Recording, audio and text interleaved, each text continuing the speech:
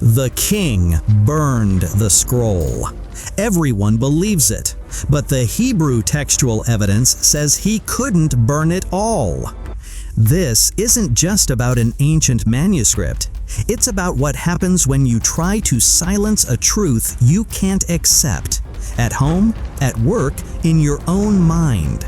The scroll is a mirror, and the king is trying to burn his own reflection.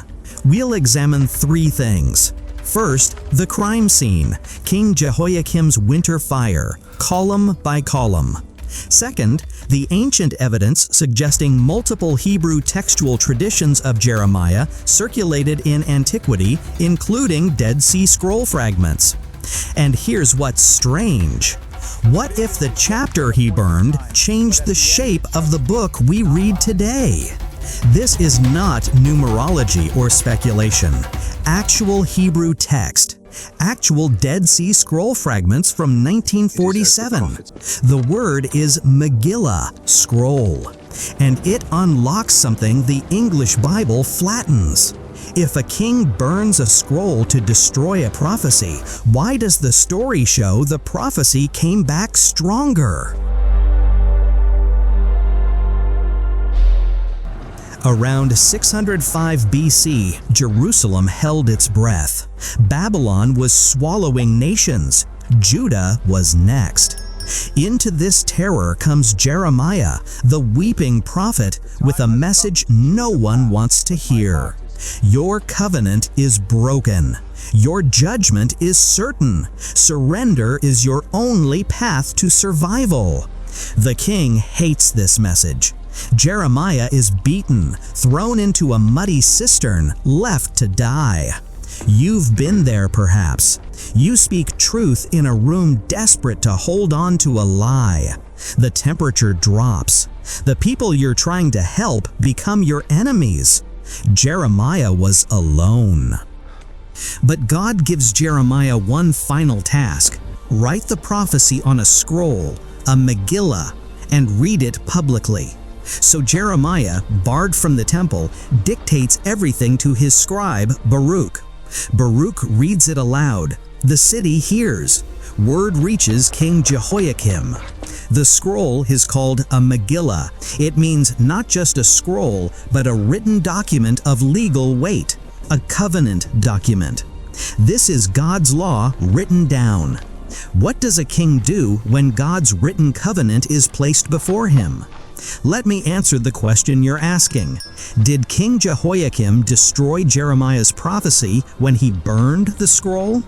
The narrative says the king burned one copy, but the Hebrew textual evidence, Dead Sea Scroll fragments, and the Greek Septuagint suggests multiple traditions circulated in antiquity. The scroll was destroyed, but the tradition itself existed in multiple textual streams. What happened next was the opposite of what he intended. Listen to Jeremiah 36:21 through 23. The king sends for the scroll. It's winter. A brazier burns. His attendant reads aloud. Each section read, the king takes a knife, a tar hasofer, a scribe's knife, and cuts it off. Column by column, he feeds God's word to the fire. This is the human heart in rebellion. We don't destroy truth because it's false. We destroy it because it demands something of us. The king didn't argue with Jeremiah's words. He burned them. So the question isn't just what was burned. It's what kind of text Jeremiah actually represents. For centuries, scholars had a puzzle. The Masoretic text has Jeremiah at a certain length, in a certain order. But the Septuagint had a shorter version with chapters rearranged. Translators assumed it was sloppy Greek. Then, in 1947, something strange happened. The Dead Sea Scrolls were discovered, and they didn't simply confirm the book of Jeremiah. They revealed what scholars had to reconsider. Ancient Jews may have been reading more than one version at the same time. Among the fragments, they found Hebrew pieces of Jeremiah. Some matched the longer version. Others match the shorter, differently arranged version previously known only from the Greek. This wasn't a translation error. This was textual evidence of plural traditions. The king burned one scroll, but the manuscript evidence suggests the Jeremiah tradition was already circulating in more than one form. He could burn one copy. He couldn't burn them all. The scroll was destroyed, but the tradition itself existed in multiple textual streams. So if the prophecy was too big for one man to burn, why does Jeremiah have to rewrite it? What's the difference between the first scroll and the second? The word translated "cut them off" is the Hebrew krata, from the root karath. In covenant language, karath often refers to the formal cutting of a covenant, here inverted into rupture. The king isn't just cutting parchment. That's why the text calls it a tar hasofer, a scribe's knife. The instrument meant to write is used to erase. Creation tools used for destruction. The king is saying something cosmic. I sever God's word from this kingdom. I cut the covenant. But in covenant language, when you cut, you bind yourself to the consequences. Now verse 27, God speaks. Take another scroll and write on it all the words of the first scroll which Jehoiakim burned. This seems straightforward. Rewrite what was lost. But the next verse adds something. The English flattens. Verse 32. Jeremiah took another scroll and gave it to Baruch, who wrote on it all the words of the burned scroll. And many similar words were added to them. That word added is the Hebrew nosaf. The Hebrew carries depth the translation missed. Nosaf means to add in response, to increase because of, to amplify it. The king's rejection didn't silence the prophecy, it amplified it. His fire didn't end the message, it made it come back with greater weight, greater detail, greater clarity. Think of moments when you ignored something true, a warning, a boundary crossed. Did the problem disappear? Or did it come back more complicated, more costly? That's what the Hebrew nosaf describes. Rejection doesn't erase truth, it amplifies it. The longer version of Jeremiah in most English Bibles likely results from this very process. Additions, expansions, applications to new situations. The Dead Sea Scrolls show both versions existed. The shorter version was likely earlier. The longer version, the one we read, is the amplified version, born from rejection. We've been investigating a burned scroll, but the real secret isn't in what was destroyed, it's in what was added. And here it is, right here in Jeremiah 36:32.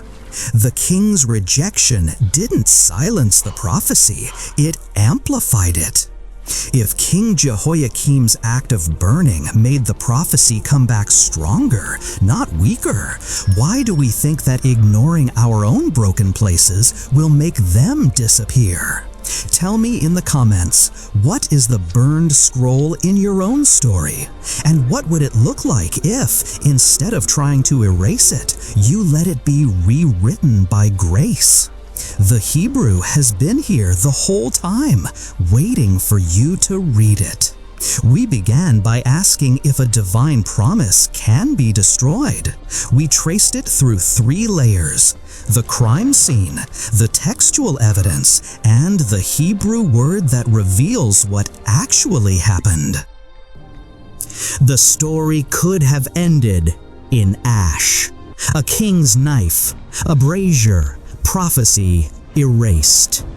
But the Hebrew shows us something else. The scroll was destroyed, the message survived, and that changes everything. The instrument of destruction was a tar hasofer, a scribe's knife. The same tool, the same potential. Used for creation, it inscribes. Used for rebellion, it erases. This is the image the text leaves us with. We all hold a knife that can write or destroy. The question isn't what marks we carry. The question is, who taught us to hold it? The prophecy that was burned, rewritten, and amplified spoke this into exile.